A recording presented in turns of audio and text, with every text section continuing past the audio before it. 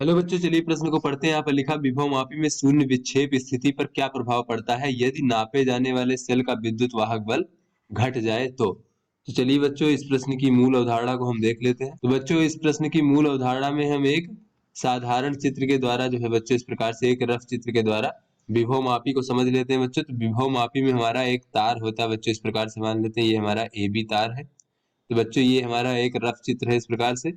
तो इसमें हम देख लेते हैं ये ए बी तार है। तो ए बी तार का जो है बच्चों एक बैटरी के द्वारा इसमें विभव प्रवणता उत्पन्न की जाती है बच्चों इस प्रकार से यहाँ पर।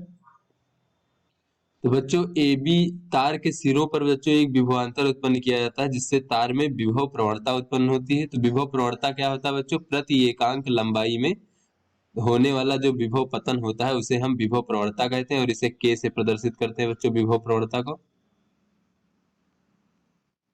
तो बच्चों अगर इस तार के सिरों के बीच विभवांतर v है और इसकी कुल लंबाई l है तो विभव प्रवणता v भागे l इस प्रकार से हो जाता है। इसे बच्चों हम प्राथमिक परिपथ कहते हैं। फिर द्वितीयक परिपथ में बच्चों हमारा सेल होता है इस प्रकार से जिसका विद्युत वाहक बल हम E मान सकते हैं। और ये सेल इस प्रकार से एक धारामापी से होते हुए बच्चों एक सर्पी कुंजी से इस प्रकार से जुड़ा होता है जो इस तार पर फिसल सकता है बच्चों। तो इसे हम द्वितीयक परिपथ कहते हैं बच्चों। तो यहाँ पर जब बच्चों इसमें शून्य विक्षेप होगा बच्चों, संतुलन की स्थिति में जब धारामापी में शून्य विक्षेप होगा उस समय जो है बच्चों ये सेल का जो विद्युत वाहक बल है अगर इसका आंतरिक प्रतिरोध लगभग नगण्य हो तो ये सेल का विद्युत वाहक बल जो है ये जो हमारा स्मॉल एल लंबाई का तार है इसके सिरों के बीच में जो विभवांतर है उसके बराबर होगा, तभी जो है धारामापी में शून्य विक्षेप की स्थिति प्राप्त होगी। तो बच्चों शून्य विक्षेप की स्थिति में या फिर ये कहें कि संतुलन की स्थिति में क्या होता है बच्चों की स्थिति में बच्चों जहां हमारा सर्पी कुंजी लगा हुआ है बच्चों इस समय संतुलन की स्थिति में वो लंबाई तार की लंबाई स्मॉल एल मान लेते हैं। तो ये विद्युत वाहक बल जो है बच्चों इसके सिरों के बीच विभवांतर के बराबर होता है। तो एल स्मॉल एल लंबाई तार के सिरों के बीच विभवांतर कितना हो जाएगा बच्चों? विभव प्रवणता गुणे तार की लंबाई इस प्रकार से। तो ये हमारा बच्चों संतुलन की स्थिति होती है। चलिए बच्चों अपने प्रश्न को हल करते हैं।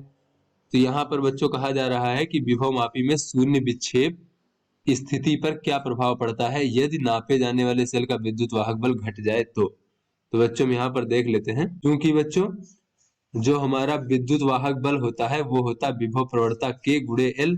तो विभव प्रवणता तो नियत होता है बच्चों, एल क्या है? हमारी तार की लंबाई है। तो यहाँ से बच्चों हम कह सकते हैं कि जो विद्युत वाहक बल है ये अनुक्रमानुपाती होता है तार की लंबाई के, या फिर ये बच्चों कह लें तार की लंबाई जो है बच्चों एल वो अनुक्रमानुपाती होता है विद्युत वाहक बल के इस प्रकार से।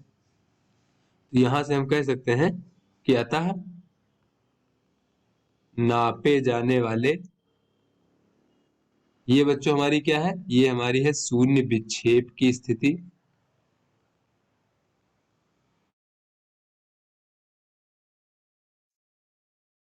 तो यहां से कह सकते हैं अतः नापे जाने वाले सेल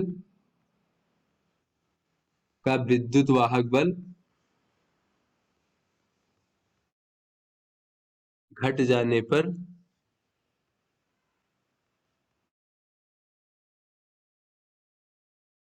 जो बच्चों शून्य विक्षेप की स्थिति है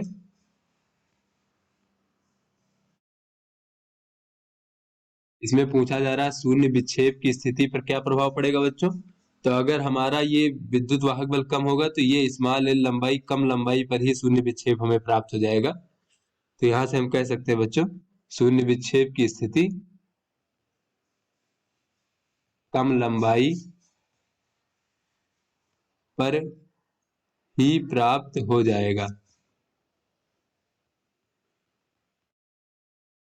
तो बच्चों अगर जो है ये हमारा विद्युत वाहक बल घट जाए तो शून्य विक्षेप जो है वो पहले ही प्राप्त हो जाएगा, यानी स्मॉल एल जो लंबाई है इसका मान भी कम हो जाएगा। तो आशा करते हैं आपको समझ में आ गया होगा। धन्यवाद।